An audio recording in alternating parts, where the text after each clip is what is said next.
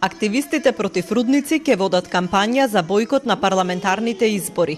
Револтирани од последната, како што ја нарекуваат, скандалозна пресуда на Управниот суд, им порачаа на политичките партии дека ова е последен пат да се поигруваат со волјата на граѓаните. Како што гледаме, ево овој пример од последната одлука на Управниот суд и читајќи внимателно како се одвило судењето, ние доаѓаме до заклучок дека тоа е толку изрежирано, толку однапред испланирано, што нема никаква смисла ние да веруваме на институциите. А основна смисла на изборите, на овој повеќе партиски систем и како што е замислено ово општество, е баш тоа да народот има доверба во институциите.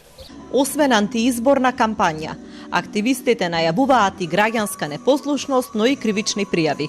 Битно е да се спомне дека тука не застануваме, него ќе поднесеме и кривични пријави, ќе поднесеме и официјални пријави до меѓународни организации кои што се занимаваат со истражување корупција и официјални политички инстанци во Канада, Америка, Европската унија и секаде оние кај што ќе има интерес. Ваквите најави на активистите доаѓаат по пресудата на Управниот суд од 31 март, со која се уважи тужбата на концесионерот за неиздавањето на дозвола за експлоатација од страна на владата.